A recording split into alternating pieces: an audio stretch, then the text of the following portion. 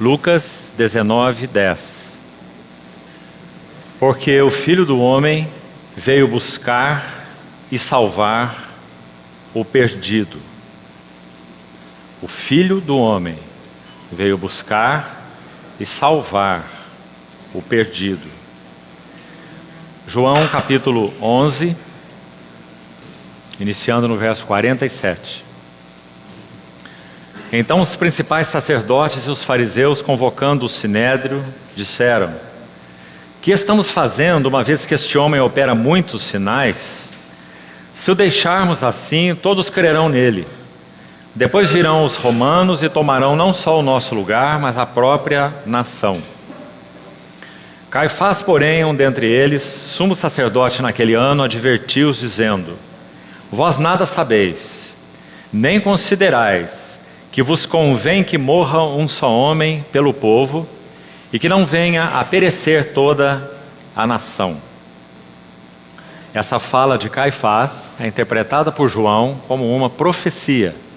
Então ele diz assim: ora, ele não disse isto de si mesmo, mas sendo sumo sacerdote naquele ano, profetizou que Jesus estava para morrer pela nação, e não somente pela nação, mas também para reunir em um só corpo os filhos de Deus que andam dispersos.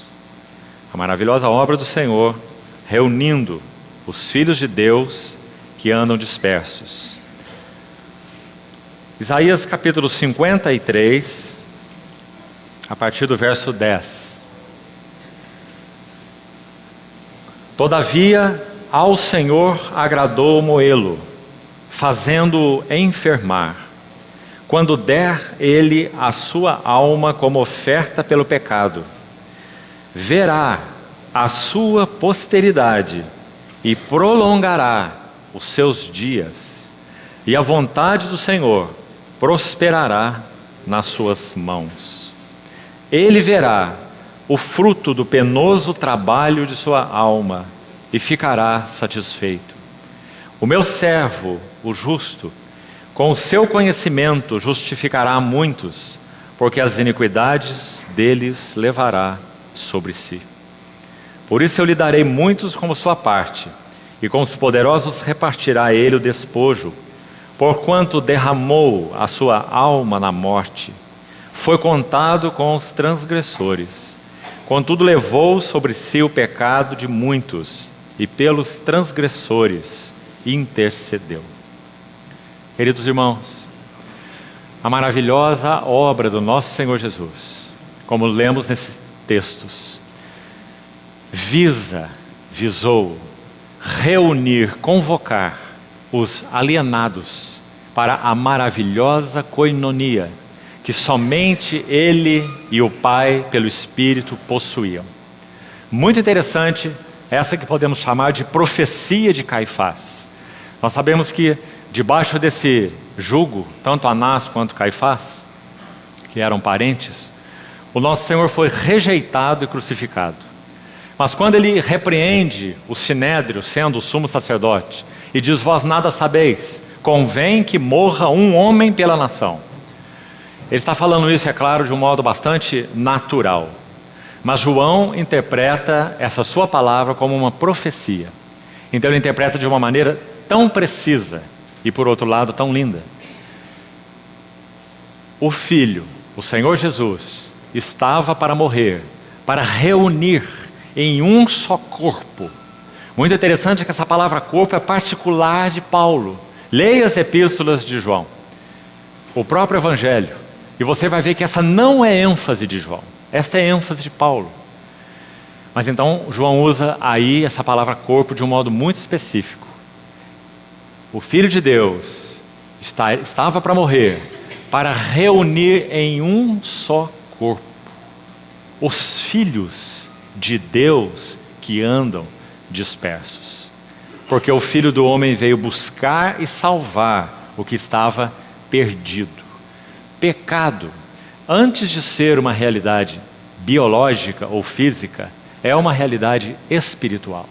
Talvez se pudéssemos expressar com uma palavra o que significa o pecado, talvez nossas mentes pensemos nas palavras mais conhecidas. Pecado é imoralidade, pecado é ofensa contra Deus.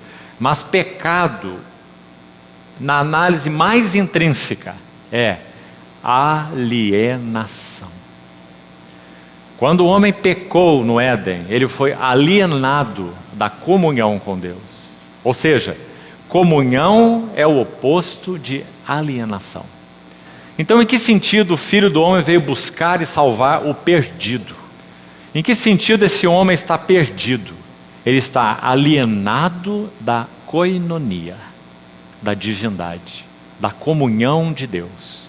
Então, amados irmãos, nessa última sessão, por hoje, amanhã seguiremos com o tema comunhão na mesa do Senhor, já que amanhã vamos partir o pão juntos, então, com a ajuda do Senhor, vamos mencionar esse tema.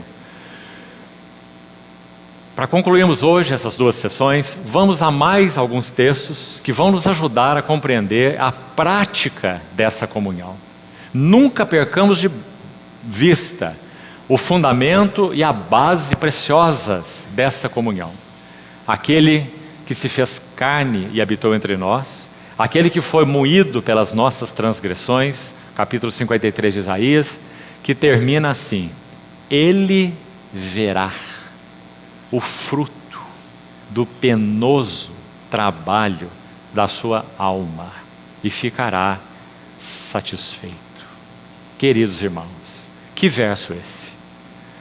Quando o confrontamos com João 17, como aquela oração sacerdotal se faz clara: Pai, minha vontade é que onde eu estou. E já vimos que essa é a comunhão do Pai e do seu Filho Jesus Cristo. Estejam comigo os que me deste. Anteriormente, na mesma oração, ele havia dito: eram teus, tu me confiaste, e eles têm guardado a tua palavra. No capítulo 10 de João, ele já havia dito: aquilo que o meu Pai me deu é maior do que tudo. Irmão, que tipo de ajuda para a sua autoestima você precisa? Você acha que precisa de alguma? Se você precisa de alguma, está aí, João 10. Aquilo que meu Pai me deu é maior do que tudo. Quem são esses? Ele explicou: as minhas ovelhas ouvem a minha voz, não seguem a voz dos estranhos, ninguém as arrebatará da minha mão. E da mão do Pai, ninguém pode arrebatá-la. Como nós já dissemos outras vezes, sabe por que nós cristãos não precisamos nem nos preocupar com a chamada autoestima, com U? Porque nós já recebemos uma alta estima com Ele. O Verbo se fez carne e habitou entre nós. E viveu uma vida humana palpável, maravilhosa. Grande mistério da piedade. Aquele que foi manifestado na carne. Ah, queridos irmãos, nunca cessamos de nos assombrar e nos deslumbrar diante de tão magnífica obra.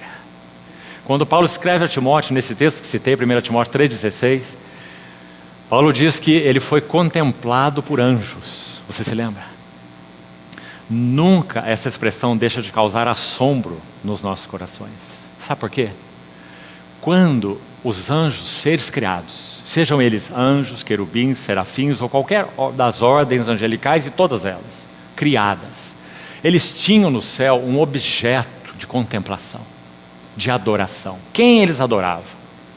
Aquele que é a expressão exata do ser de Deus, aquele que é o resplendor da glória. Mas um dia algo aconteceu. Vindo, porém, a plenitude dos tempos, esse que é o objeto, o foco da adoração dos anjos, ele deixa a posição de glória. E agora os anjos não têm alternativa. Eles não podem mais olhar para cima. Eles têm que olhar para baixo, porque o Verbo se fez carne e habitou entre nós. É por isso que Pedro vai dizer em 1 Pedro capítulo 1, de 10 a 12, este mistério contido na encarnação do Redentor, que foi profetizado pelos profetas, os sofrimentos referentes a Cristo e as glórias que lhes seguiriam. 1 Pedro 1,10. Foi-lhes dito que não para si mesmos eles profetizavam essas coisas, mas para vós outros, para quem foi anunciado o Evangelho.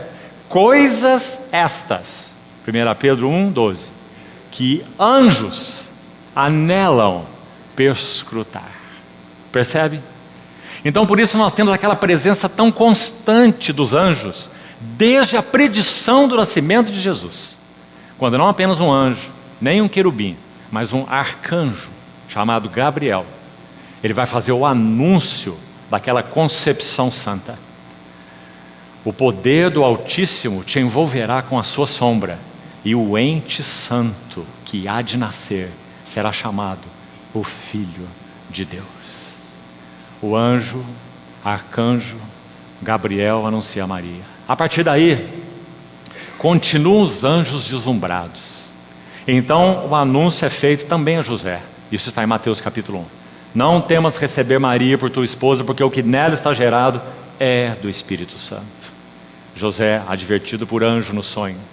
Então depois que o filho nasce, José é advertido de novo para levar o filho para o Egito.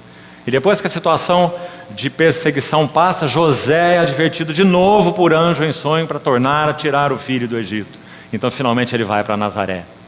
Então, quando o filho é tentado no Getsêmani, é dito que um anjo do céu o confortava, porque lá está o Verbo encarnado, passando pelas suas aflições.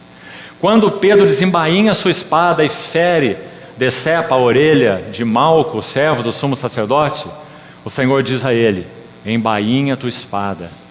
Não sabias que meu Pai me enviaria agora mais de 12 legiões de anjos, se o Senhor buscasse salvar a sua própria vida. Então, amados irmãos, foi um assombro, como que um escândalo para anjos, verem que aquele que é o objeto, com O maiúsculo, de adoração deles, o Criador deles, a imagem do Deus invisível e o resplendor da glória, ele assume uma posição, se despiu de sua glória e aqui caminhou entre nós. O alto trono era seu, dos anjos tinha adoração, mas tudo por amor deixou, descendo aqui em servidão, me procurou. O Filho do Homem veio buscar e salvar o que estava perdido. Me procurou, sacrificou a alta posição do céu, buscou-me. Glória ao nome seu. Oh, amados irmãos, nós fomos chamados por essa obra, a koinonia, que era única e exclusiva do Pai, do Filho e do Espírito Santo. Louvado seja o nome do Senhor.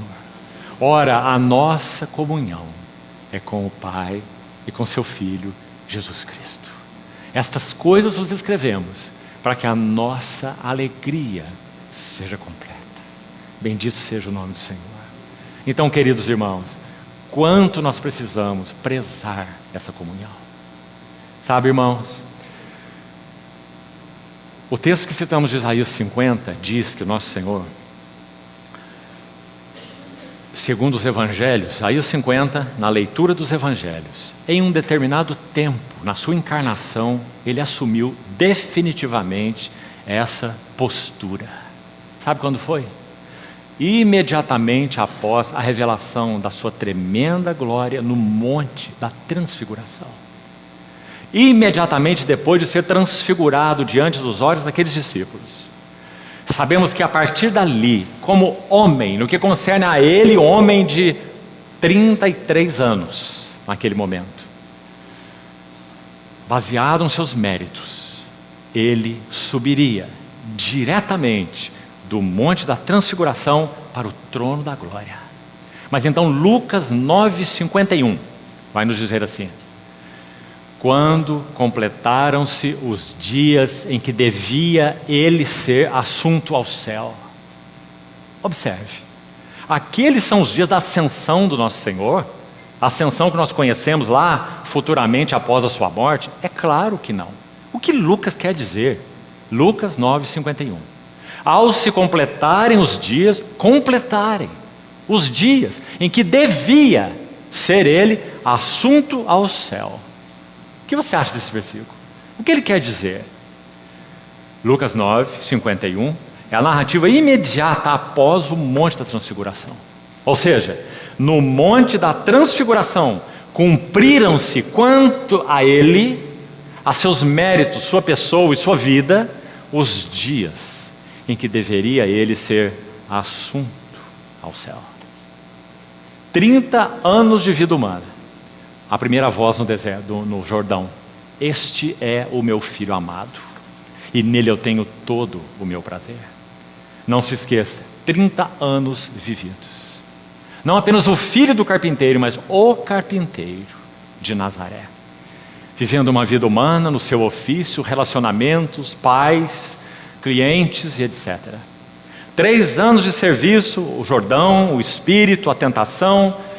3 anos mais, outro monte, ou o primeiro monte, o Monte Hermon. E então a voz do céu de novo: este é o meu filho amado, a ele ouvi. Cumpriam-se ali os dias em que ele devia ser assunto ao céu. Quanto aos seus méritos, quanto à sua vida humana, um homem provado e aprovado por Deus. Por que ele não foi assunto ao céu? Porque ele deveria aceitar algo que estava no coração de seu pai e que tornou-se algo do seu coração. Que algo era esse? Ele deveria caminhar mais 6 meses para subir a um outro monte, que, podemos assim dizer, não tinha nada a ver com ele no que concerne a sua vida e seus méritos. O Monte da Transfiguração tem tudo a ver com ele e nada a ver conosco. É a sua santa glória. O Monte Calvário tem tudo a ver conosco e nada a ver com ele, porque é aquele que não conheceu pecado, mas Deus o fez pecado por nós, para que nele fôssemos feitos justiça de Deus. Amados irmãos, esse é o preço da nossa comunhão. Então, quando os dias se cumpriram para que ele fosse assunto ao céu quanto aos seus méritos, então nós vemos esse maravilhoso verso de Lucas 9:51.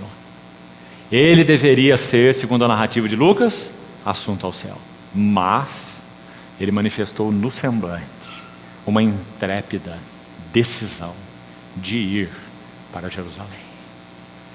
Louvado seja o nome do nosso Salvador. Sabe o que Isaías 50 diz disso? Fiz o meu rosto como um seixo, ou uma pederneira, uma rocha. Sabe o que isso significa? Que nosso Senhor não viraria o seu rosto, o Criador feito carne.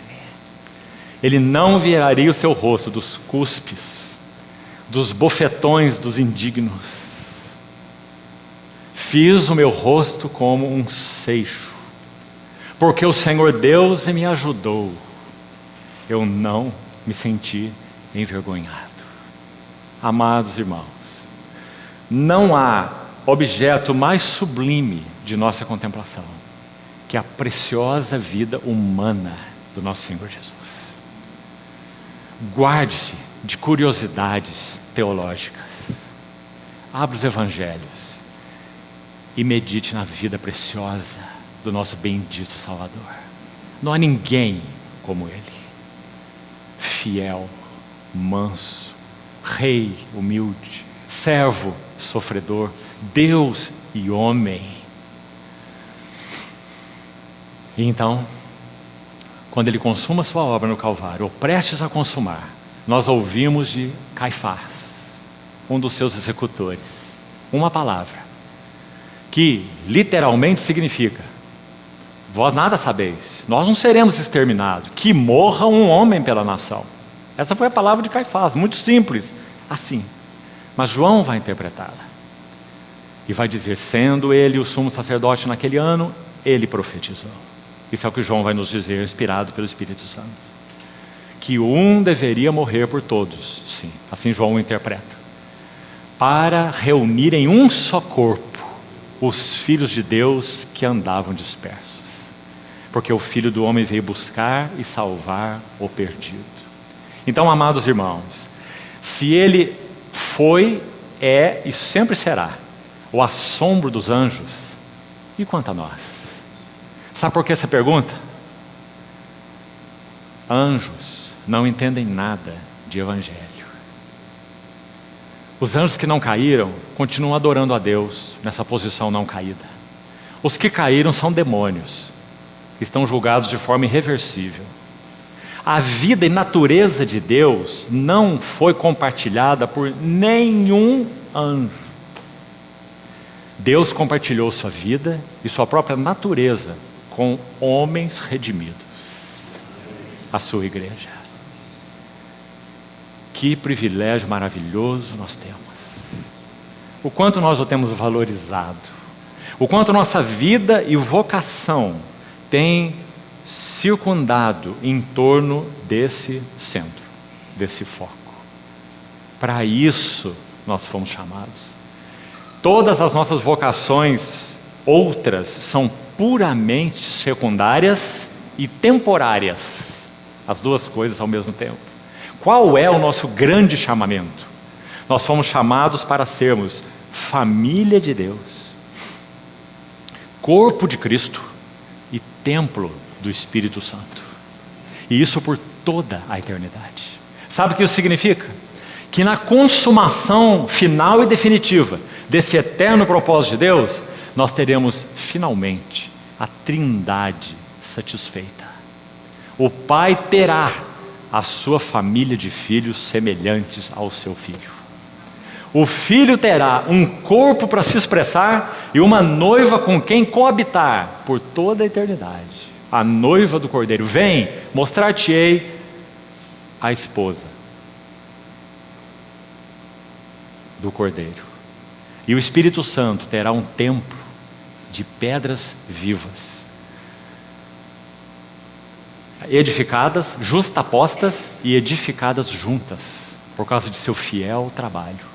Nossas arestas terão sido então todas podadas, e nós teremos pedras adequadas, para que o Senhor consume esse processo maravilhoso que já se iniciou na vida da igreja há quase 2000 anos. Edificar um templo para Deus, habitado então pelo Espírito Santo.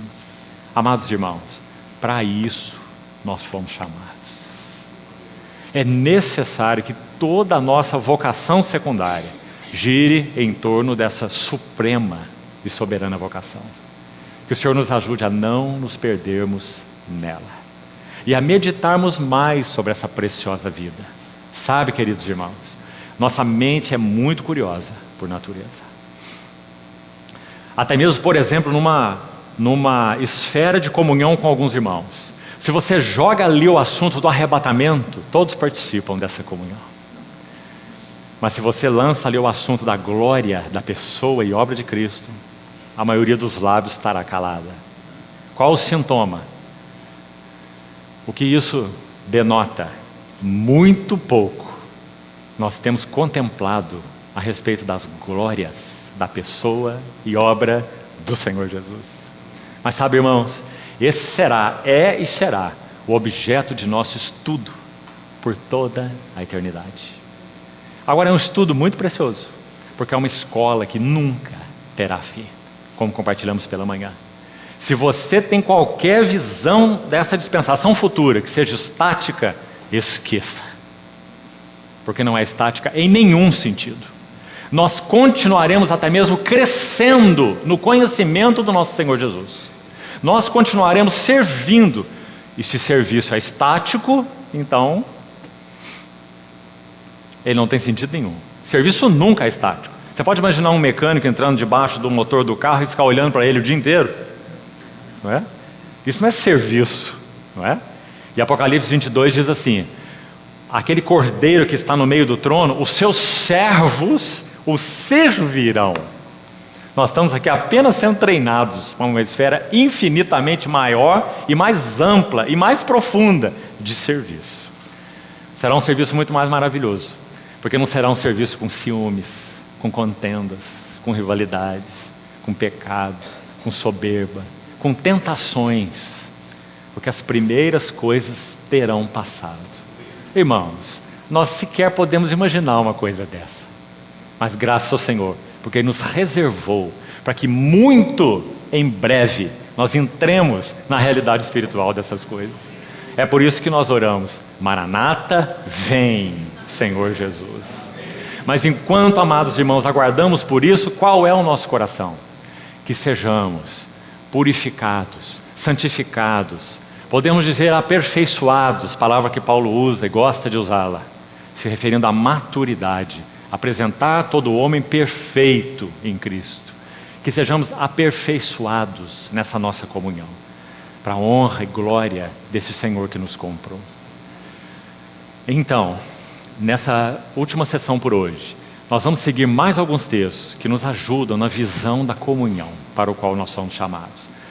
Em dois aspectos, tanto na beleza dela, a fonte, a beleza dela, quanto nos desafios dessa preciosa comunhão. Então vamos a mais alguns versículos. Veja o que Paulo diz em Tito capítulo 2, verso 14. Ele escreve essa epístola pequenina a Tito, e ele coloca uma expressão nessa epístola altamente significativa, nesse tema koinonia, comunhão. Ele diz assim, o contexto vem desde o verso 11, um contexto precioso. A graça de Deus se manifestou salvadora a todos os homens, educando-nos à escola de Cristo, para que, renegadas a impiedade e as paixões mundanas, vivamos no presente século sensata, justa e piedosamente, aguardando a bendita esperança e a manifestação da glória do nosso grande Deus e Salvador Cristo Jesus. Agora, olha o verso 14. O qual a si mesmo se deu por nós, a fim de... Então, vamos parar aqui um pouco. A fim de um aspecto negativo, necessário, e um aspecto positivo. O negativo, remir-nos de toda iniquidade. Nós carecíamos disso. Nós somos os pecadores, não é? Então, o derramamento de sangue para remissão. Remir-nos de toda iniquidade. Mas não apenas isso. Remir de, mas também purificar para propósito. Purificar para si mesmo. Um povo, e essa é a palavra que eu queria destacar por agora, exclusivamente. Para essa comunhão fomos chamados. Irmãos, essa palavra exclusivamente, na língua original, a palavra traduzida como exclusivamente, se você desdobrar essa palavra, ela tem um sentido muito claro no grego. E ela significa estar em torno de. Simplesmente isso. Então ele nos remiu de toda iniquidade e purificou um povo para estar em torno de. De quê? Exclusivamente seu. Para estar em torno dele.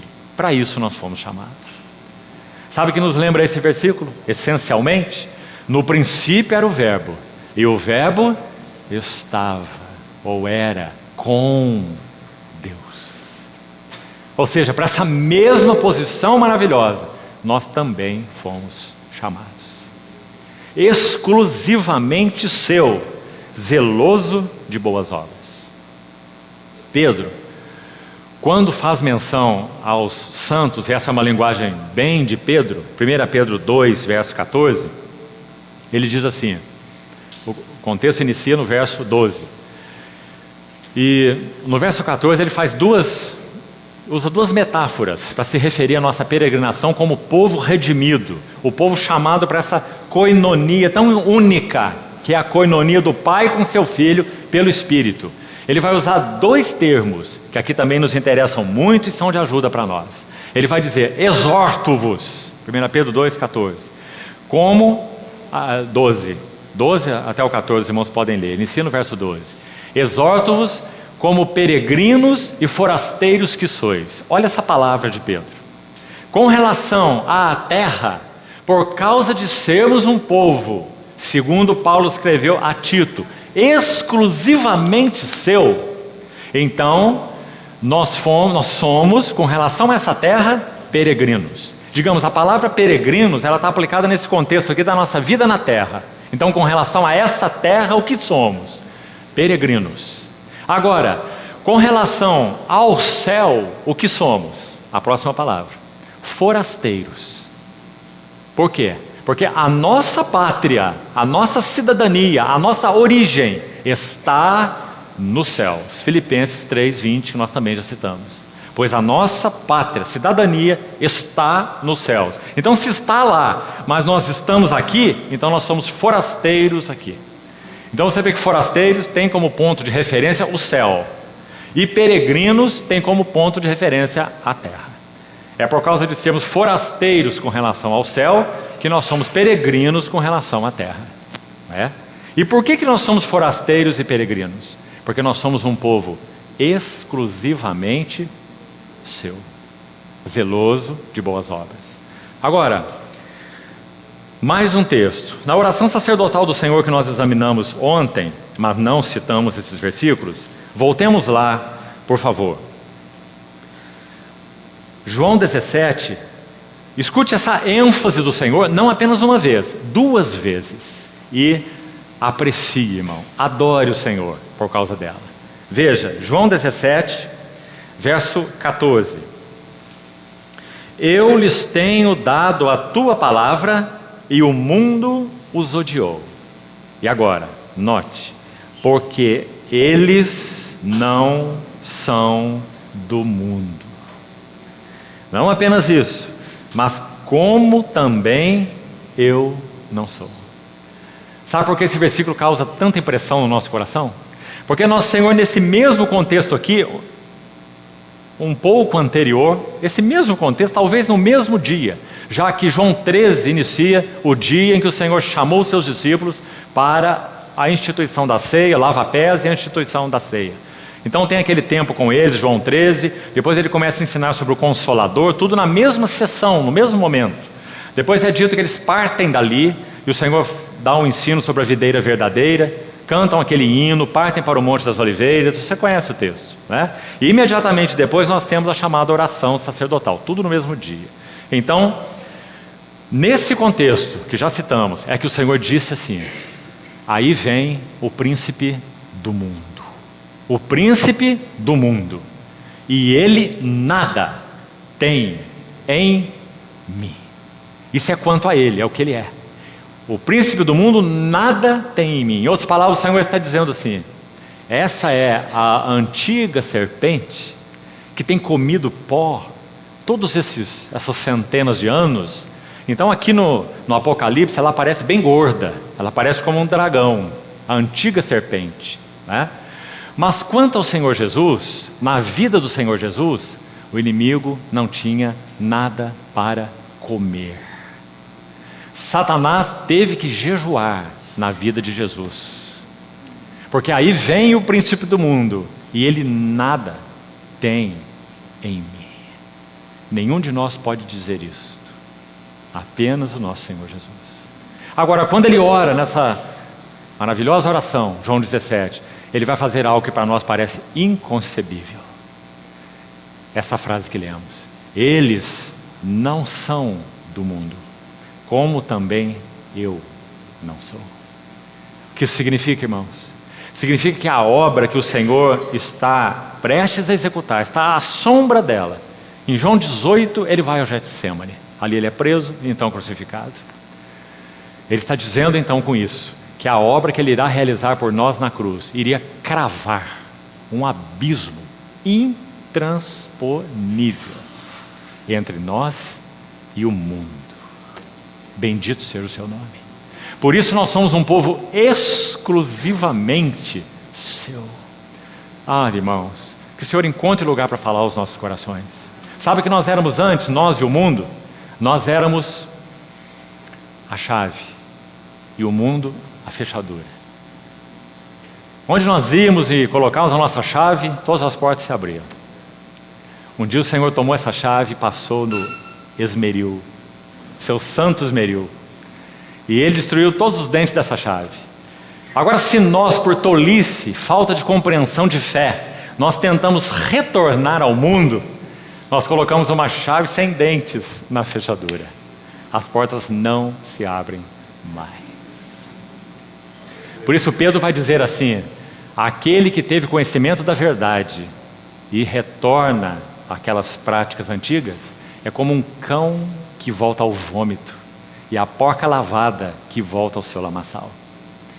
Que separação a obra do Senhor realizou com relação aos seus escolhidos, os seus amados. Eles não são do mundo, como também eu não sou. Que comparação sublime nosso Senhor fez. Mas como nós falamos não apenas uma vez, olha o verso 16. Não fostes vós que escolhestes a mim. Perdão, isso é João 15. Olha João 17, verso 16. Eles não são do mundo, mais uma vez, como também eu não sou. Nosso Senhor repete isso 2 vezes. Então, irmãos, vamos a uma conclusão, tirada das palavras de Paulo, que se necessário vamos ler, se não, para ganharmos tempo, leia você, 2 Coríntios 5,16. Por causa desse abismo cravado entre nós e o mundo, Paulo vai dizer assim, escute com atenção, 2 Coríntios 5,16. Assim que agora a ninguém conhecemos mais segundo a carne. E se antes conhecemos a Cristo segundo a carne, não era, por exemplo, o caso de Paulo, ele não conheceu Cristo segundo a carne, mas muitos dos dias dele, inclusive, ele apareceu a mais de 500 irmãos, por exemplo, quando ele cita o Senhor na ressurreição, não é? Então é claro que nos dias de Paulo havia muitos que conheceram Cristo segundo a carne.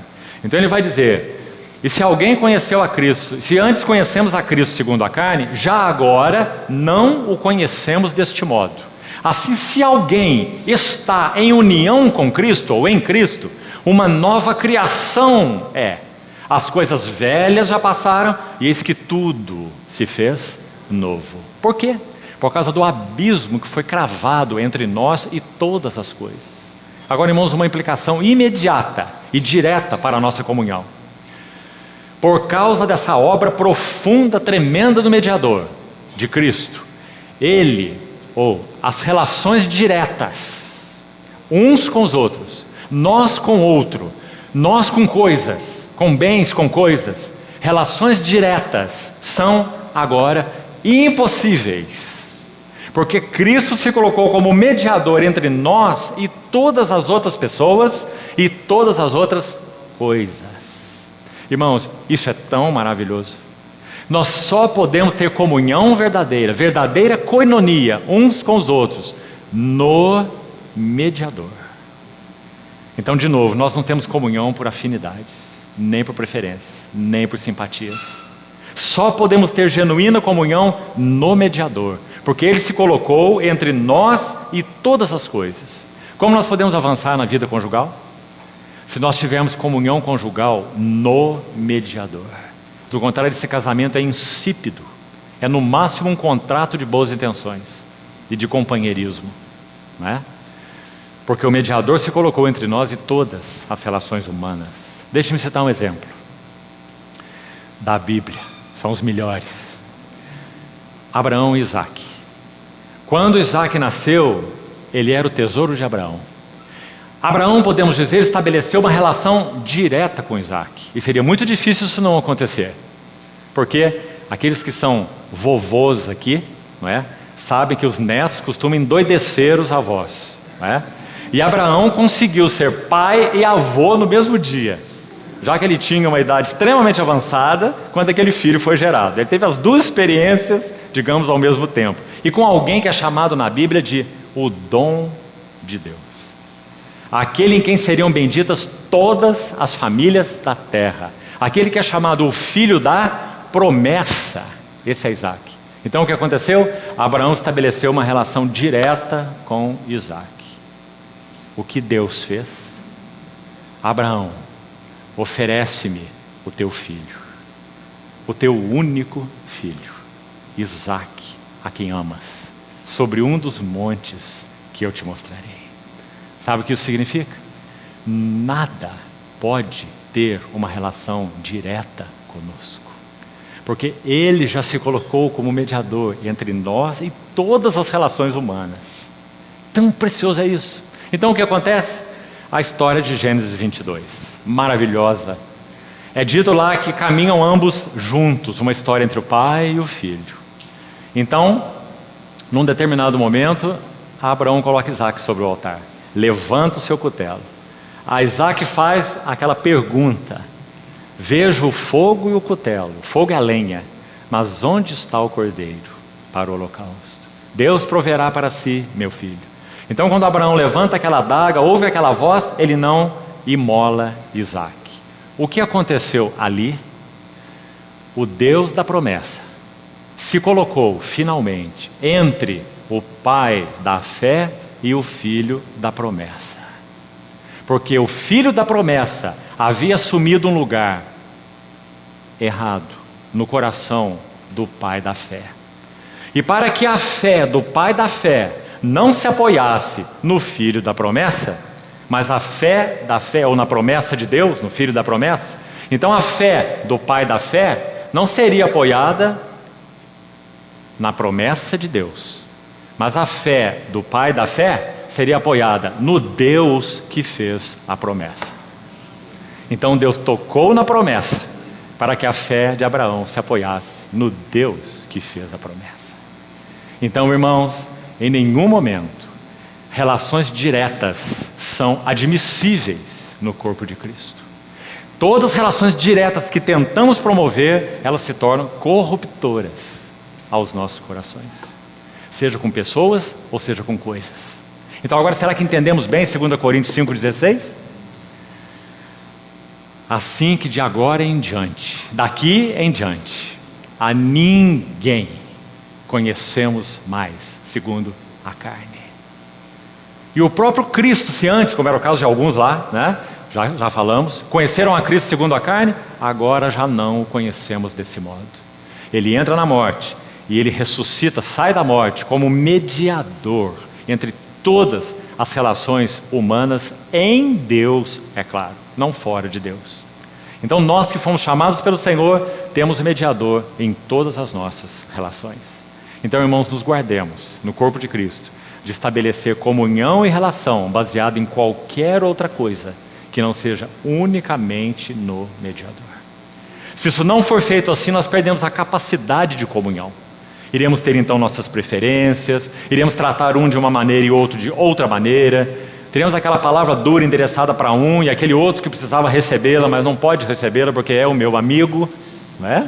Compreende? O mediador não se coloca nas relações, se ele não se coloca nas relações humanas, elas são degradantes. Então, essa é uma implicação profunda para a nossa comunhão. Que o Senhor nos ajude nisso também. Vamos seguir um pouco mais. Algumas questões ainda práticas sobre comunhão. Vamos passar por alguma delas até onde pudermos ir. Comunhão é totalmente dependente do trabalho da cruz. Nós somos pessoas inteiras. Sabe, irmãos, o que o Senhor faz quando nós, por amor, Ele nos escolheu e Ele nos amou. Quando reconhecemos esse amor, experimentamos esse amor, nós respondemos a esse amor. E isso chama consagração. Resposta à revelação é o amor de Deus. Consagração significa nós nos entregamos nas mãos do nosso Senhor. Ele tem total e absoluto direito sobre nós. Agora um detalhe nós esquecemos. Até aqui parece tudo muito romântico, mas nós esquecemos de algo. Tudo que se coloca nas mãos do Senhor, Ele parte. Ele quebra. Naquela noite em que foi traído, Ele tomou o pão, partiu e deu graças. A única maneira de sermos um aroma suave ao Pai em Cristo é se o Senhor encontrar caminho para nos partir. Aquele autor de um clássico também, moderno pelo menos, Oswald Chambers, e o clássico se chama Tudo para Ele. Há uma tradução em português, um lindo devocional. Nosso irmão diz numa das leituras devocionais daquele livro, que essa é uma característica particular do nosso Senhor. Todas as coisas que são colocadas nas suas mãos, Ele as parte. E por isso nós precisamos ser pão partido e vinho derramado, para que outros possam ser alimentados. Então, comunhão cristã é totalmente dependente do trabalho da cruz. Só há um instrumento de Deus para nos quebrar: a cruz. A cruz pela palavra, tanto já falamos isso com os irmãos nesses anos juntos de comunhão. A cruz que opera pela palavra, porque a palavra de Deus é viva e eficaz e mais cortante. Cruz que opera pela palavra e cruz que opera pelas circunstâncias, ou pela providência de Deus. É assim que o trabalho da cruz opera em nós. Então, não leia essa frase nos livros, são tantos os irmãos e irmãs que usam essa expressão, caminho da cruz, trabalho da cruz, graças ao Senhor por isso, né? Mas não mistifique isso. Não coloque ali num patamar que só alguns podem alcançá-lo. É tão prático. O trabalho da cruz em nós significa: Deus vai continuar usando a adaga afiada de 2 gumes, sua palavra, para penetrar os nossos corações e dividir, separar o terreno do celestial, o carnal do espiritual, alma de espírito, juntas e medulas, sondando mente e coração. Mas há um se antes do trabalho da cruz. Se alguém quer vir após mim, não é compulsório. Então, quando a palavra de Deus nos atinge, nós temos uma resposta a dar. Em última análise, a resposta é não, a resposta é sim para o Senhor. Nós podemos falar não para o Senhor. Senhor, não é o tempo. Senhor, eu espero que um dia o Senhor trate isso comigo. Tão comum essa linguagem entre nós muitas vezes, né? A palavra que ouviram não lhes aproveitou. Hebreus 4:2, porque não foi acompanhada pela fé naqueles que ouviram. Então, o trabalho da cruz não é compulsório, nem a operação da palavra e nem a operação das circunstâncias. Todas as circunstâncias que o Senhor nos coloca são soberanamente ordenadas, e são ordenadas para nosso ensino, para que nós sejamos quebrados, para que a cruz encontre caminho em nós, e Ele usa todas essas coisas, desde a nossa relação pessoal com outros, vida conjugal, vida na família, vida entre os irmãos, vida no trabalho, e todos os nossos relacionamentos e circunstâncias, para que a cruz trabalhe em nossas vidas. E também não é compulsório. Se sofrimento fosse igual à cruz, então a equação seria fácil. Quanto mais sofre, mais quebrantado é. Mas nós sabemos que isso não é verdade. Há pessoas que quanto mais sofrem, piores se tornam, e não melhores. Mais amargas, mais confusas, mais deprimidas, mais atormentadas, né? Mais cheios de autojustificação, como Jó, autopiedade, autoglorificação, né? Porque sofrimento não é cruz. Cruz é resultado de sofrimento mais a palavra de Deus, como foi com Jó. Então, quando Jó pôde ouvir a palavra de Deus, e então ouvir a palavra de Deus em meio ao seu sofrimento, ele foi quebrantado. E ele pôde ver o Senhor face a face. Agora te vejo com meus próprios olhos, né? Então, sem trabalho da cruz, sem comunhão.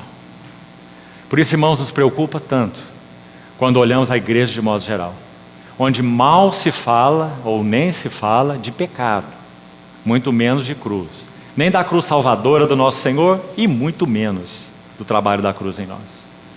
Porque afinal de contas, o Senhor nos redimiu, segundo a linguagem de muitos, para que nós tenhamos o máximo de felicidade e bem-aventurança nesta vida.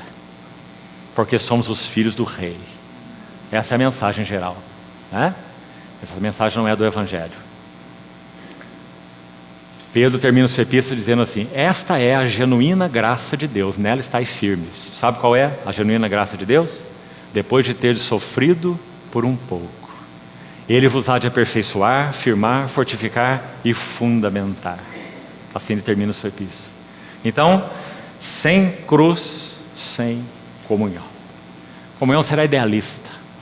Aliás, nesse livro, já citei a frase de Dietrich para os irmãos. Há uma tradução em português também, queria recomendar para os irmãos. Editora Sinodal, Vida em Comunhão, é o título do livro. Vida em Comunhão, desse servo mártir durante a Segunda Guerra Mundial. E há um princípio que ele aborda aqui, que eu também gostaria de retomar com os irmãos, baseado no princípio de João 12. Vamos abrir esse texto.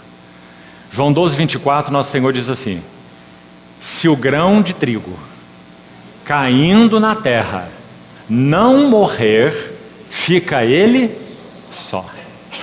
Olha, na sequência desse versículo, vamos selecionar algumas palavras do próprio versículo. E foi exatamente o que o Senhor quis dizer. Se não morrer, fica ele só. Esse é o princípio espiritual. Irmãos, na nossa vida conjugal, se não morrer, fica só. Nunca conseguimos avançar na comunhão com o nosso cônjuge, se nós não morrermos. Para o que nós somos, nossas vontades, nossos jeitos e trejeitos, o eu quero, o eu não quero, eu gosto, o eu não gosto, se não morrer, fica só. É um princípio espiritual inviolável. Na vida da igreja, na vida da comunhão, se não morrer, fica só. Porque tantas vezes nós reclamamos da comunhão, como se os outros fossem responsáveis da nossa tragédia. É porque nós não morremos. E se não morrer, fica só. Porque a igreja não é entidade filantrópica. Nós não temos comunhão de interesses comuns. Nos reunimos para fazer isso ou para fazer aquilo. Nós temos comunhão de uma pessoa viva. E para essa comunhão, quem não morrer, fica só. Mas se morrer, produz muito fruto. E esse é mais um princípio extremamente importante na nossa comunhão. Como nós temos lidado com ele? O que significa cruz para nós? Nós temos recebido o trabalho da cruz pela palavra. A palavra de Deus tem rasgado nossas entranhas. Quando nós falamos sobre consagração, de novo, nós temos uma visão muito romântica, né? O Senhor nos comprou, Ele tem direito sobre nós e nós nos consagramos a Ele. Essa palavra soa muito romântica. Levítico 8, há um animal que foi especialmente selecionado e esse título foi adicionado a ele. Ele se chama o Carneiro da Consagração. Está em Levítico 8, 22 a 24. Quando o sacerdote foi ungido, Arão e os seus filhos, em Levítico 8, vários animais foram mortos. Um foi morto para o holocausto, o outro foi morto para a oferta pelo pecado, e esse foi morto para tipificar a consagração. Levítico 8, 22. Então ele chama o Carneiro da Consagração. Sabe o que acontecia com ele? Ele se chegava, era morto. Isso é consagração. A adaga passava no meio do animal, o couro era arrancado. O que você acha de consagração agora? As entranhas eram retiradas de dentro do animal, rim, fígado, intestino, e as entranhas eram lavadas com água. O que isso significa? A linguagem espiritual está lá em Efésios.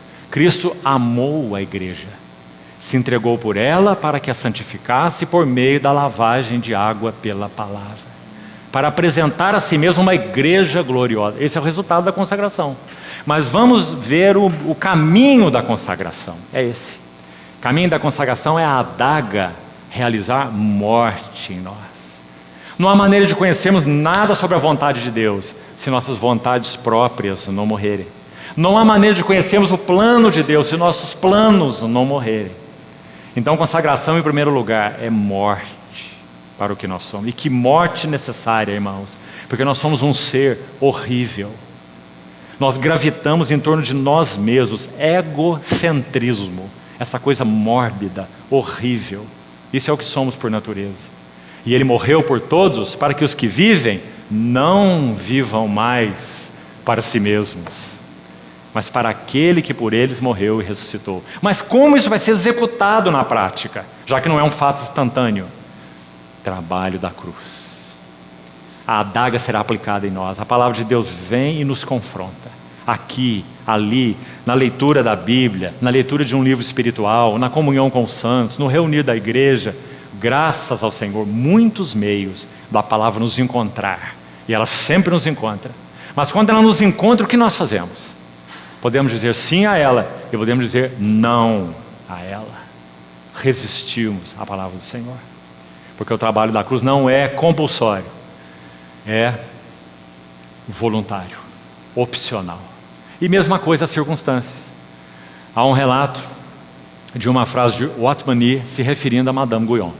E ele disse assim: todos nós cristãos precisamos aprender a nos ajoelhar e beijar a mão que trata conosco, como fazia a irmã Madame Guyon. Em que sentido o Watchman aplicou essa frase? Madame Guyon era uma linda mulher francesa, nobre, rica e linda. Tudo que toda mulher naturalmente quer. Ela era os três ao mesmo tempo. Rica, nobre e linda. E o Senhor a encontrou nessa sua miséria, feiura e pobreza. E então ela orou ao Senhor: ó Senhor, despe-me das minhas vaidades. E o Senhor respondeu à sua oração. Despiu essa irmã de suas vaidades. E aqueles que conhecem a história de Madame Guyon sabem o quão profundamente ela conheceu o seu Senhor. Porque o Senhor usou as circunstâncias para trabalhar a vida daquela serva, a despindo de suas vaidades, inclusive coisas relacionadas ao seu próprio corpo, sua beleza, seu corpo físico. Queridos irmãos, sem cruz, sem comunhão. Comunhão será apenas um ideal para nós. Comunhão idealizada, não é comunhão real. Mais um item. Comunhão cristã só é possível sob a palavra. A palavra de Deus tem que ser o centro da nossa comunhão. Aqui queria citar alguns exemplos rápidos, também de passagem. Leia Números 9 e 10. Faça esse exercício. Você vai ver algo impressionante ali. O Senhor governava o seu povo, digamos, de duas maneiras correspondentes: a nuvem e as trombetas. Quando a nuvem se levantava, era hora de marchar. Quando a nuvem baixava, era hora de acampar. Eles não tinham liberdade de dizer: aqui não está muito bom, né? Vamos sair de Mara e vamos para Elim, né? Nada disso. Eles teriam que aguardar o mover diretivo e governante do Senhor. Números 9 e 10. Então a nuvem se levantava, eles desarmavam o acampamento. A nuvem baixava, armavam o acampamento. Mas não só isso. É muito claro que a nuvem tipifica o governo soberano de Deus. Ninguém fazia essa nuvem subir ou baixar que não o próprio Deus. É a Shekinah da presença de Deus, a nuvem, que se tornava à noite uma coluna de fogo, a mesma. Agora, dentro do arraial, na comunhão deles, havia duas trombetas. Eram as duas trombetas de prata. Qual era a finalidade desses trombeteiros? É uma lição que enuncia um princípio espiritual tão lindo, irmãos. Esses trombeteiros tinham que ficar de olho na nuvem. Eles não poderiam dizer assim: agora é hora da nossa comunhão, de nós caminharmos para cá ou para lá. Agora nós estamos precisando disso ou daquilo na nossa comunhão, né? Precisamos desse método aqui, daquela estratégia lá, dessa coisa nova aqui, ou seja lá o que for. Esses trombeteiros só tinham uma missão: conservar os seus olhos fixos na nuvem. Quando a nuvem subisse, eles iriam tocar a trombeta a rebate. Isso significa: é hora de desarmar os acampamentos. Duas trombetas de prata. O que isso significa? Será que há coerência interpretativa no Novo Testamento para isso? Será que há linguagem espiritual aí? Ou era algo que aconteceu só entre o povo de Israel? Números 9 e 10. Sim, há uma linguagem muito clara, interpretativa no Novo Testamento. Escute a linguagem. Atos 13. Havia na igreja de Antioquia profetas e mestres. Aí estão as duas trombetas de prata. Profetas e mestres. E então a nuvem: e disse o Espírito Santo: separai-me agora a Barnabé e a Saulo para a obra que os tenho designado. Ou seja, para que a comunhão cristã seja conservada pura e saudável, nós precisamos manter a nossa comunhão sob a palavra e o governo de Deus. Então eles tocavam a trombeta de acordo com o movimento do governo soberano de Deus. Escute o que Paulo diz ainda em 1 Coríntios 14. Veja que verso interessante. Se a trombeta der som incerto, quem se preparará para a batalha?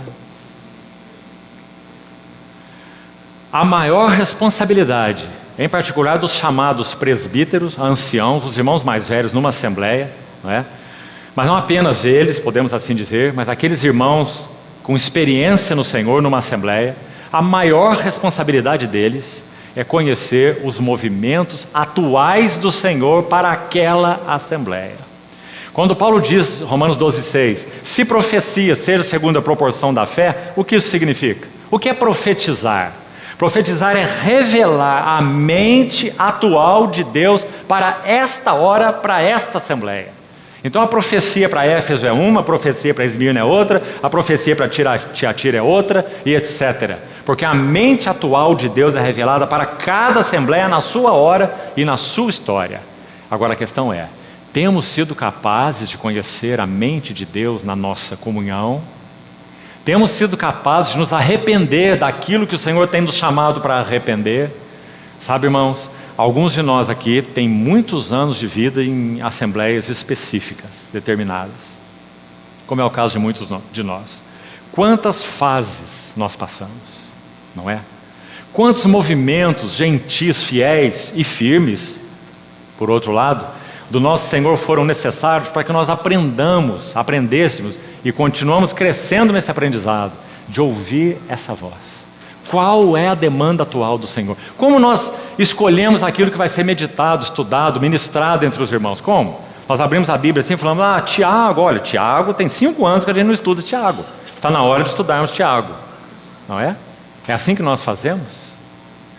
Cada um de nós, irmãos e irmãs mais velhos, em particular os irmãos, tem a responsabilidade de compreender a mente atual do Senhor para aquele grupo de comunhão, para aquela assembleia. Quais são, 2 coisas, as demandas do Senhor, o que Ele está requerendo para essa assembleia, para cada comunhão específica, e quais são as necessidades de arrependimento. 5 vezes para 7 igrejas, arrepende-te, arrepende-te e arrepende-te. Irmãos, essa será uma necessidade constante na nossa comunhão, até que o Senhor venha. Então, na nossa comunhão, nós carecemos de irmãos capazes de compreenderem a mente atual do Senhor. Isso não cai no nosso colo. Havia na igreja de Antioquia profetas e mestres e jejuando e servindo ao Senhor, disse o Espírito Santo. O jejum, além do aspecto literal e físico dele, que obviamente está envolvido, não espiritualize o jejum, não. Mas o aspecto físico é secundário no jejum. Jejum, essencialmente falando, significa uma avidez por compreender a mente de Deus.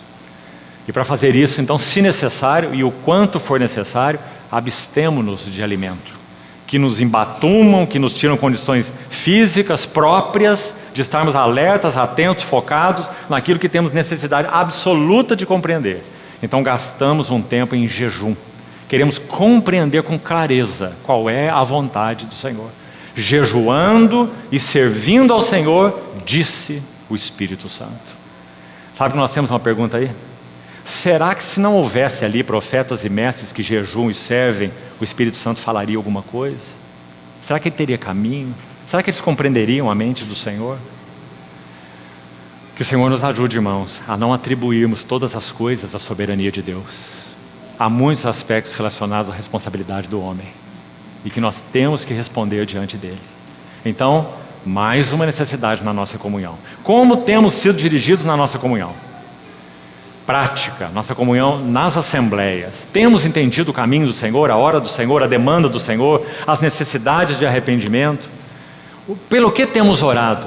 Temos aprendido oração corporativa, ou nós reunimos para fazer muitas orações individuais juntos? Muito diferente, não é? Oração corporativa não são muitas orações individuais juntos. Então eu oro porque preciso daquilo, eu dou graça porque eu obtive aquilo, eu peço para o Senhor que faça aquilo, fecha a porta de cá, abra a porta de lá. Nossas orações parecem um caderno de ordenação, muitas vezes, não é? Enquanto oração corporativa não é uma reunião de indivíduos que oram as suas orações junto com os irmãos. Oração corporativa é compreendermos a mente de Deus para uma assembleia. Então nós orarmos aqueles encargos, como um bate-estacas, compreende? Você tem, por exemplo, 3 estacas. O Senhor deixou claro para uma assembleia local que aquela é a sua necessidade, aquela é a demanda atual do Senhor para aquela assembleia. O que aquela assembleia vai fazer na reunião de oração? Tomar aquelas estacas, colocar o bate-estaca para funcionar, então vão orar corporativamente sobre um interesse, combatendo uma estaca, até que ela vá até o fim. Então, a partir dali, nós vamos para o outro encargo, a outra demanda do Senhor, coletiva, não individual, para a Assembleia. E vamos orar, orar, orar e orar. O Espírito que ora de fato estará orando através do corpo de Cristo, através dos irmãos e irmãs. Uma oração complementando outra oração e trazendo um encargo correlato naquela oração e etc, etc. A oração corporativa. Até que aquelas estacas sejam batidas até o fim. E então termina a reunião de oração. Ela não começa às 8 e termina às 9. Ela pode começar às 8, mas ela termina quando todas as estacas forem batidas. Essa é a oração corporativa. Como uma assembleia vai caminhar na comunhão sem isso? Impossível, irmãos. Nós ficaremos caminhando na inércia, o melhor que pudermos. Há grupos que se reúnem para estudo bíblico, não é uma boa coisa? É bom estudar a Bíblia? Mas será que esse é o chamado que nós recebemos da parte do Senhor? Para viver a chamada a vida da comunhão do corpo de Cristo. Muito bom o estudo bíblico, mas a igreja não é estudo bíblico. Não basta, em sentido nenhum. Nós nos reunimos para partir o pão, nós nos reunimos, como falamos, para compreender a mente do Senhor. Não necessariamente estudando a Bíblia nós a compreendemos. Nós podemos atuar na igreja como se fosse um seminário, né? Nosso interesse é estudar, é conhecer, estudar cada palavra, cada verbo, cada vírgula, cada termo, não é? Isso não é a comunhão da igreja. É muito importante o estudo bíblico, importantíssimo, fundamental. Mas precisamos conhecer a mente do Senhor para nós como assembleias do povo do Senhor. Isso só pode ser conhecido se nós somos aqueles que jejuam e oram, para que o Senhor tenha acesso aos nossos corações. Na sequência sobre isso, já estamos indo para a conclusão. Reuniões da igreja, aspecto importantíssimo da nossa comunhão. Me permitam, amados irmãos, falar um pouco sobre isso. Reuniões da igreja são importantes. Reuniões da igreja são até mesmo fundamentais. Reuniões da igreja são, mais do que isso então, indispensáveis. São. Por quê? Quando nós estudamos o que, particularmente os 5 livros de Moisés, chamam de a porta da tenda da congregação. Isso é um tema muito interessante, porque você vai ver que muitas coisas aconteceram, inclusive diretivas, quanto ao mover do povo de Deus, na chamada a porta da tenda da congregação. Era aquele lugar onde Moisés entrava e quando ele saía ele cobria o rosto, você se lembra? Era aquele centro diretivo. Bom, se olharmos para 1 Coríntios 14, a igreja reunida, 1 Coríntios 14, 23 a 25, olha o que nós vamos ler, escute com atenção. 1 Coríntios 14, 23 a 25. Se, pois, a igreja se reunir no mesmo lugar, reunir é o tema, não é a comunhão da igreja, é uma comunhão específica, reunião. Se a igreja, pois, se reunir no mesmo lugar, e passarem todos a falar em línguas, e entrar algum incrédulo ou indouto, não dirá que estáis loucos. Mas se todos profetizarem, então todos poderão aprender e serem consolados. Então ele vai continuar assim. E se entrar algum incrédulo ou indouto no meio de vós, ele será por todos convencido, por todos julgado, tornam-se-lhe manifestos os segredos do coração, e ele, prostrando-se com a face em terra, testemunhará que Deus está de fato no meio de vós. Queridos irmãos, não há como lermos um versículo desse sem colocarmos nossa boca no pó. As reuniões da igreja a que Paulo está se referindo são um contato direto com a presença viva do Deus vivo. Quando nós temos aquela consciência do que concerne a nós primeiro, que o sumo pastor tomou nas suas mãos a vara e o cajado, e ele está circulando no meio de nós.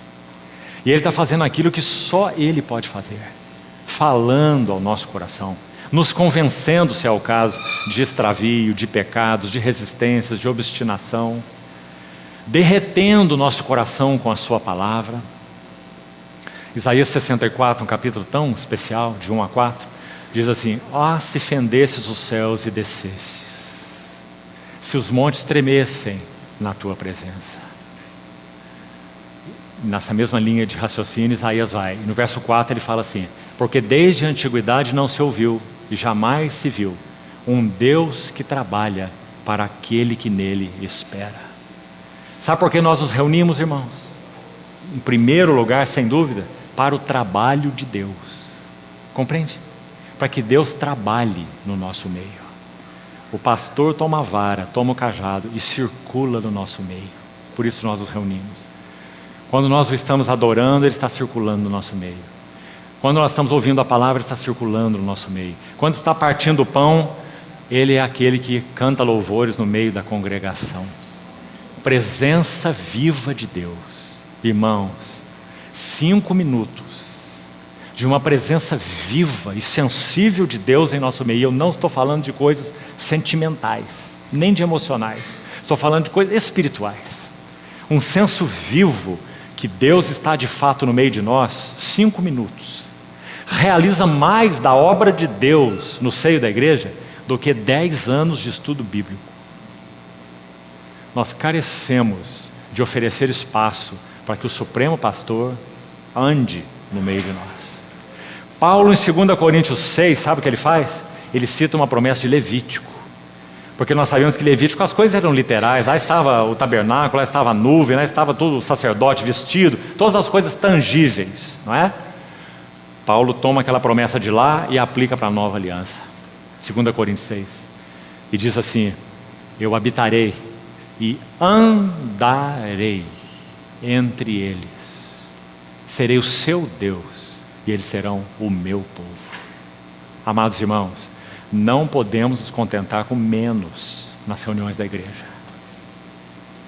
Ficaremos aquém daquilo para que o Senhor nos chamou. Mais um cuidado aqui. E muito cuidado. Comunhão virtual. O que o Senhor realiza num local físico de comunhão da igreja entre os santos, Ele é incapaz de realizar por qualquer tipo de comunhão virtual. A presença e o falar de Deus numa comunhão em um lugar específico não pode ser reproduzida por meios virtuais. Então há uma necessidade imperativa de nós sermos aqueles que não desprezam o reunir do povo de Deus. A medida do que o Senhor tem para dar na reunião da igreja, Ele não o dá, de novo, de modo virtual. Ele só o dá na reunião da igreja. Então que o Senhor também nos ajude a recuperar isso. Sabe por quê?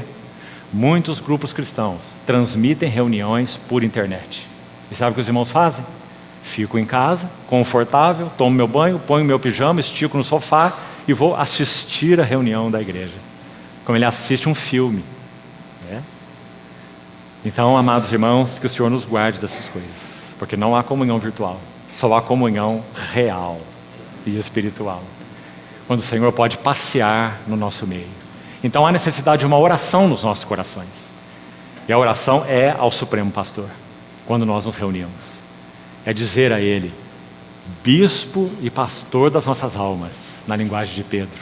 Na linguagem do autor de Hebreus, o grande pastor das ovelhas. Toma nas tuas mãos a vara e o cajado e realiza a tua obra no meio de nós. Usa a tua palavra, penetra os nossos corações. Faz o teu trabalho porque ele é só teu. Há uma necessidade que nós nos disponhamos assim para o Senhor. Então, queridos irmãos, concluindo, abra por favor o Salmo 29. Estamos falando sobre comunhão debaixo da palavra do Senhor. Mesmo que objetivamente nos ajude o Senhor, queria extrair algumas lições aqui desse salmo, da questão da comunhão sob a palavra do Senhor. Aqui nesse salmo, o termo enfático é a voz do Senhor. Nós sabemos algumas coisas sobre esse salmo. Por exemplo, esse salmo definitivamente é anterior ao reinado de Davi. Esse não é o salmo do rei Davi. Esse é um salmo do pastor Davi. Compreende? Aquele que ainda estava lá junto com as ovelhas de Jetro. Então, baseado nessa experiência, ele escreve esse salmo. Então ele diz assim: tributai ao Senhor, filhos de Deus, tributai ao Senhor glória e força, tributai ao Senhor a glória devida ao seu nome, adorai o Senhor na beleza da sua santidade. E agora começa a ênfase na palavra do Senhor, ou na voz do Senhor.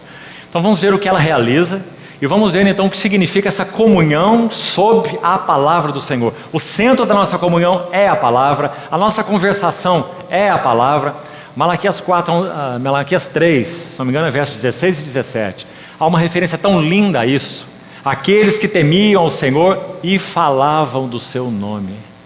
Eles serão para mim um particular tesouro. Temiam o Senhor e se lembravam do seu nome, não é? E esses que temiam o Senhor e se lembravam do seu nome, faziam o quê? Falavam uns aos outros. E o Senhor atentava e ouvia. O termo lá significa debruçava para ouvir. Algo muito interessante. Como um pai faz com um filho que está fazendo uma atividade muito interessante. O pai para o que está fazendo, se debruça para ver o seu filho. O Senhor atentava e ouvia. Aqueles que temiam o Senhor se lembravam do seu nome e falavam uns aos outros. Não há comunhão cristã genuína se não é uma comunhão centrada na palavra de Deus. Então, vamos lá, verso 3. Ouve-se a voz do Senhor sobre as águas. Troveja o Deus da glória. O Senhor está sobre as muitas águas. Parece que não há como lermos esse versículo sem nos lembrar de Gênesis 1, 2. No princípio criou Deus os céus e a terra. E verso 2: a terra, porém, era ou tornou-se vazia e sem forma. Havia trevas sobre a face do abismo, e o Espírito de Deus pairava sobre a face das águas. Versículo 2: caos. Caos. Versículo 3 de Gênesis 1, 3: e disse Deus: haja luz, e houve luz. Então, amados irmãos, por que a comunhão cristã genuína se baseia sob a palavra?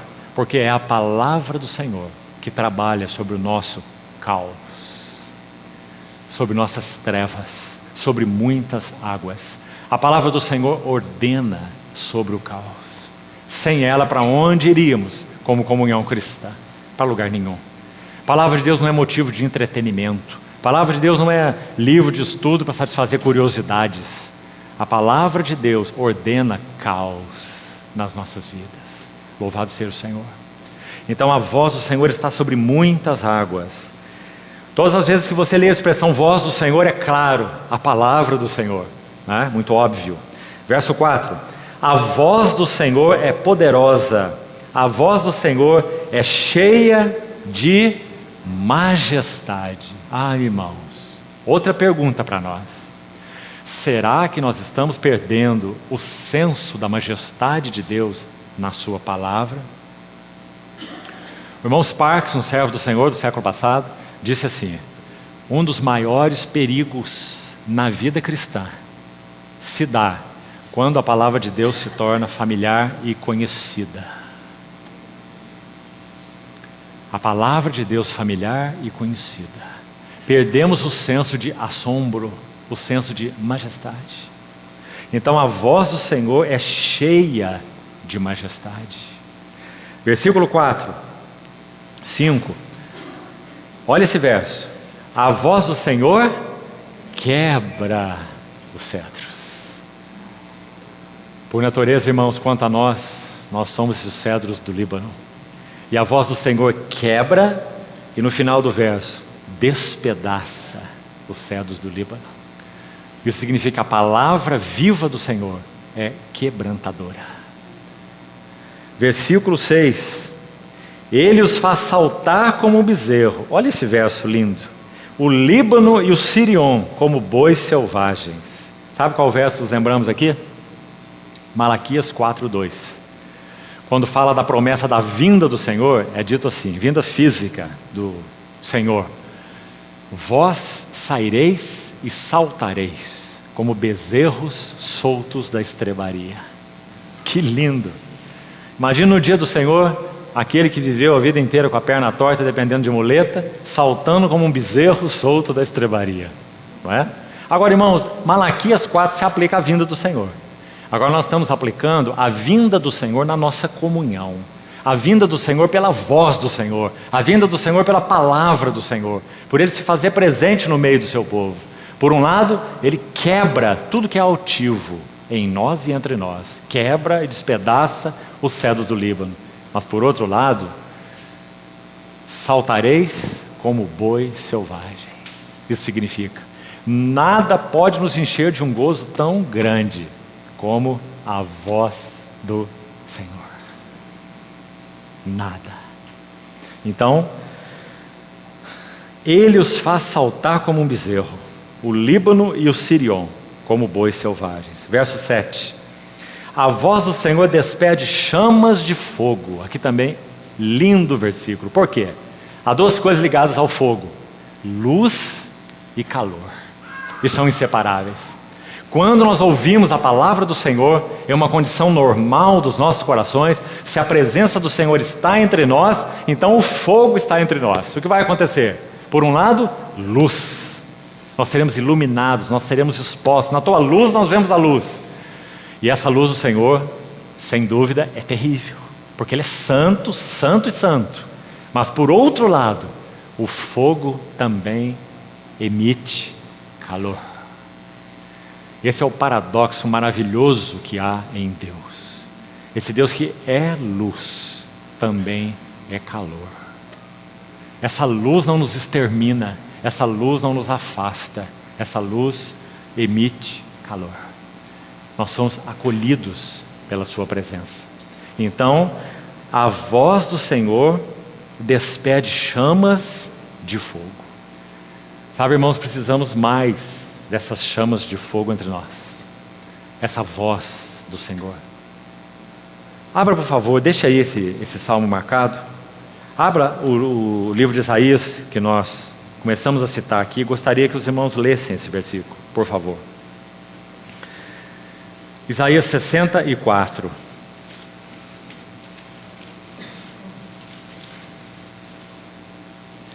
Veja se essa não deve ser a nossa oração quando reunidos como povo do Senhor. Mais que uma oração, um gemido, um clamor. Olha qual é a primeira palavra de Isaías 64. Qual é? É dito na história da igreja que havia um advogado incrédulo que todas as vezes em que Spurgeon estava pregando, ele ia ouvi-lo. E ele estava interessado na oratória de Spurgeon. Até onde consta, ele nunca se converteu. E um dia perguntaram para ele: mas você vem aqui tantas vezes ouvir Spurgeon, e por que você não rende sua vida ao Senhor? Por que você vem aqui ouvi-lo? E esse advogado deu uma resposta muito interessante. Ele respondeu assim: eu venho aqui ouvi-lo porque ninguém diz ó como ele. Por que Spurgeon dizia ó de uma maneira que ninguém conseguia dizer? Porque ele era deslumbrado pela majestade do Senhor. Então esse capítulo inicia assim: ó, se fendesses os céus e descesses. Ó, irmãos, essa é uma oração pela nossa comunhão, pela vida das assembleias do Senhor. Se os montes tremessem na tua presença. Quanto nós carecemos disso, irmãos? Há tantas coisas estabelecidas em nós como montes, não é? Que não abrimos mão, não é? Meus conceitos, minhas ideias, minhas coisas. Ah, se fendesses os céus e descesses, e os montes tremessem na tua presença. Como, veja, o fogo, aí está. A voz do Senhor despede chamas de fogo, como fogo que inflama gravetos, como quando faz ferver as águas, para fazeres notório o teu nome. Não é lindo, irmãos? E o teu nome aos teus adversários, de sorte que as nações, olha o aspecto do testemunho aí, as nações tremessem na tua presença. Quando fizeste coisas terríveis que não esperávamos, esse Deus que nos surpreende, esse Deus que nos interrompe, esse Deus diz, você já falou demais, dá um tempo para eu fazer agora o meu trabalho aqui, como ele falou com Pedro, quando estava pregando na casa de Cornélio. Pedro, você está tão hesitante para falar que o meu evangelho é para os gentios, que olha, fica quieto e eu vou fazer meu trabalho. E o Espírito Santo desceu e batizou a casa de Cornélio, interrompendo a pregação de Pedro. Não esperávamos, desceste, e os montes tremeram na tua presença. E olha esse verso 4. Olha que alento para a nossa comunhão. Porque, irmãos, quem somos nós? Professores de Bíblia? Eruditos cristãos? Quem somos nós? O que podemos fazer nós? Olha o verso 4. Porque desde a antiguidade não se ouviu, nem com ouvidos se percebeu, nem com os olhos se viu, Deus além de ti, que trabalha para aquele que nele espera. Que maravilhoso alento para a nossa comunhão. O que nós esperamos nas reuniões da igreja? Que Deus trabalhe para aqueles que neles esperam. Porque se Ele não trabalhar, ninguém pode trabalhar. Palavras vãs, estudos bíblicos, ideias, conceitos, filosofia, história, e nada da obra de Deus em nossos corações. Que o Senhor nos ajude, amados irmãos. Estamos concluindo. Verso 8, voltando ao Salmo 28, 8. A voz do Senhor faz tremer o deserto. Sim, o Senhor faz tremer o deserto de Cádiz. O homem para quem olharei é este, o aflito e abatido de espírito, e que treme da minha palavra. Verso 9. A voz do Senhor, olha esse verso, faz dar cria às corças. Que maravilhoso, irmãos. Essa é uma das perguntas do questionário irrespondível que Deus fez para Jó. Ele perguntou para Jó se Jó sabia sobre as corças e como que elas davam crias. Você está lá, Jó, você cuida delas, você sabe como é que acontece? E Jó teve que emudecer diante de Deus, não é? E aqui nós vemos, a voz do Senhor faz dar cria às corças. Ou seja, a palavra do Senhor é frutífera. Só a palavra do Senhor, genuína, pura, verdadeira entre nós, fruto da sua presença entre nós, pode fazer que nós frutifiquemos. Irmãos, em quantos contextos há tanto trabalho com a Bíblia, mas tão pouco fruto? Porque trabalho com a Bíblia não significa necessariamente a voz do Senhor. Mas a voz do Senhor faz dar cria às corças. Bendito seja o seu nome. Não é maravilhoso? Você pensar que aquela corça está lá sozinha, lá nos montes escabrosos.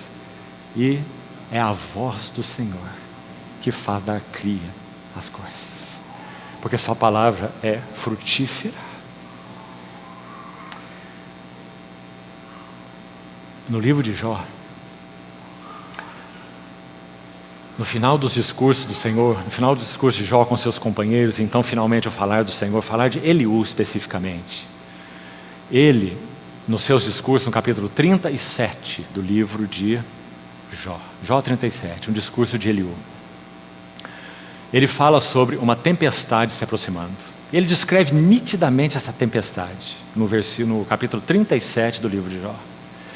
E quando ele conclui essa descrição dessa tempestade, muito provavelmente literal, que Eliú via essa tempestade se aproximando, e ele comparou a tempestade à voz do Senhor e ao falar do Senhor. Que capítulo aquele! E quando ele termina a descrição, ele vai falar sobre o arco-íris. Muito interessante. Parece que veio aquela tempestade de verão, tão comum ali, então, finalmente, o arco-íris após a tempestade. Então ele vai falar sobre esse arco-íris e vai dizer, o Senhor é cheio de majestade. E o que Eliú descreve ali é a voz do Senhor em meio à tempestade. Então ele vai dizer que a voz do Senhor comanda o vento, a tempestade, o boi selvagem, o asno, a cabra montês e etc. A voz do Senhor. Comunhão cristã é comunhão debaixo da voz do Senhor. Se nós não ouvirmos a voz do Senhor, perdemos a capacidade de ouvir a voz do Senhor, acabou-se a nossa comunhão. Nós estamos degenerados na nossa comunhão. Agora, amados irmãos, ouvir a voz do Senhor é algo muito especial. A nossa capacidade de ouvir a voz do Senhor é aumentada ou diminuída, dependendo da nossa resposta. Quanto mais a voz do Senhor deixa de ser ouvida, mais nós nos endurecemos com respeito a ouvir a voz do Senhor. Ouvir a voz do Senhor aumenta a nossa capacidade de ouvir essa mesma voz. Compreendeu? Assim, algumas visitações do Senhor com a sua presença. 11 visitas ele fez a Abraão. Cada visitação do Senhor tinha um propósito: abrir caminho para a próxima visitação. Por que o Senhor visita uma assembleia? Para abrir caminho para a próxima visitação. Porque seu desejo é nos visitar, visitar, visitar, visitar, visitar. Para que nós cresçamos na graça e no conhecimento do Senhor Jesus. A visitação do Senhor não cumpre um propósito específico naquele evento. Ele nos visita para deixar o compromisso marcado para a próxima visitação. Levando Abraão de Ur, primeira visitação, a Moriá, a última visitação. Visita após visita. Betânia são 7 visitas, levando Betânia de uma condição de ansiedade para Betânia que viu a ascensão do nosso Senhor Jesus. Bendito seja o seu nome. Então, a voz do Senhor faz dar cria as corças e desnuda os bosques. Que linda figura!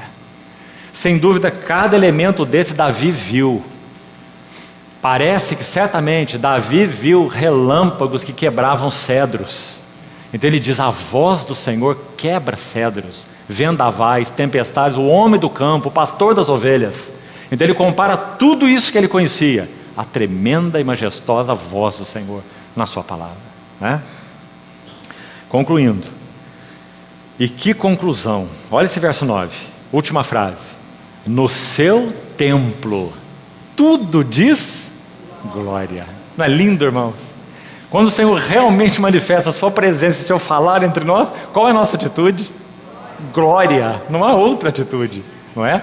Nós glorificamos aquele que, por graça e fidelidade ao seu próprio nome, se faz presente entre nós e fala conosco. No seu templo, tudo diz glória.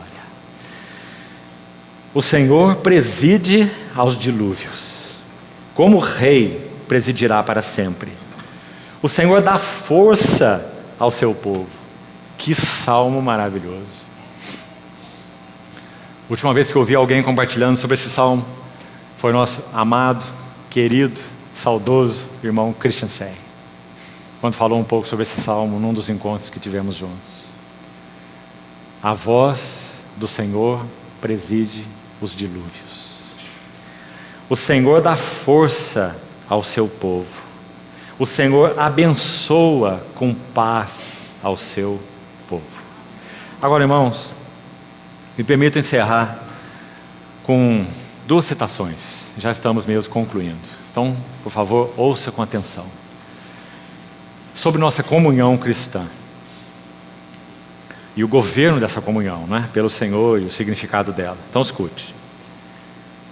Se não agradecemos todos os dias pela comunhão cristã em que estamos colocados, ali mesmo, onde não há grandes experiências, nenhuma riqueza palpável, mas muita fraqueza, pequenez de fé e dificuldades. Se outra coisa não fazemos, senão nos lamentar perante Deus, por tudo ser ainda tão miserável e pobre, tão longe do que havíamos esperado, então impedimos a Deus de fazer crescer a nossa comunhão, segundo a medida e riqueza à disposição de todos nós em Jesus Cristo. Importante frase, texto desse irmão do passado. Que o Senhor nos ajude a não lamentarmos diante dele pelo estado atual de nossa comunhão, mas sim nos arrependermos diante dele naquilo que ele tem demandado dos nossos corações. Porque esse lamento, esse queixume, essa murmuração, porque não temos grandes experiências, mas sim muita fraqueza, pequenez de fé e dificuldades, como foi dito aqui, a nada nos levará diante do Senhor. Ah, se eu mudasse para aquela cidade, os irmãos lá parecem tão mais vigorosos, né? Compreende, irmãos? Todos nós buscamos paraísos perdidos. Faz parte do pecado em nós, né? Mas que o Senhor nos ajude a sermos sérios e compromissados na nossa comunhão uns com os outros. Veja a outra frase, o outro pequeno texto, que precioso. Somente Deus sabe em que pé está a nossa comunhão. Pode ser grande para Deus o que para nós parece fraco e insignificante. E que seja assim, irmãos. Que para nós a nossa comunhão sempre pareça fraca e insignificante. Para que nós nos mantenhamos no nosso lugar, no nosso bater, pedir e buscar diante do Senhor. Somente Deus sabe em que pé está a nossa comunhão. Pode ser grande para Deus o que para nós parece fraco e insignificante. Agora ouça. Assim como um cristão não deve constantemente tomar o pulso da sua vida espiritual, né? Isso vai lançá-lo na introspecção, o tempo todo medindo a sua temperatura espiritual, né? Introspectivo. Assim como o cristão não deve fazer isso, também a comunhão cristã não nos foi presenteada por Deus para que lhe tomemos a temperatura a todo instante. Quanto maior a gratidão com que recebemos todos os dias aquilo que nos é dado na comunhão, tanto maior a certeza e regularidade com que crescerá dia a dia esta comunhão segundo a benevolência de Deus. Graças ao Senhor por sua fidelidade. Então, irmãos, Senhor nos dê corações adequados, seja na avaliação da nossa comunhão, no que diz respeito ao compromisso da nossa comunhão, no que diz respeito à oração conjunta, à gratidão daquilo que o Senhor nos tem confiado, por outro lado, nunca deixando de suplicar ao Senhor que essa poderosa voz do Senhor seja sempre o centro da nossa comunhão e determine todas as outras coisas. Então, que o Senhor continue por sua graça encorajando nossas vidas e nossa comunhão. Vamos orar. Querido Pai, somos sim muito agradecidos porque Tu nos introduziste na Tua koinonia. Senhor, quanto privilégio nós temos. Te suplicamos que o Senhor nos ajude a ver como o Senhor vê a comunhão, vermos nossos irmãos como o Senhor os vê. Ajuda-nos também, Senhor, a termos um espírito de súplicas diante de Ti, para que nunca nos acomodemos àquilo que até aqui o Senhor nos tem dado. Mantém em nós um senso de insignificância e de pobreza, para que realmente possamos avançar. Senhor, nós amamos, prezamos a Tua preciosa palavra, Tua voz. Por isso te pedimos que o Senhor continue executando nas nossas vidas o Teu precioso trabalho de amor. Deus que trabalha para aqueles que nele esperam. Bendito seja Teu nome. Senhor, guarda tudo que for Teu e que foi falado ao nosso coração. Não permita que caia por terra. Mantém vivas Tuas palavras em nós, para que frutifiquem para Ti mesmo. Corrige-nos, exorta-nos, alenta-nos, nós te pedimos, no precioso nome do Senhor Jesus.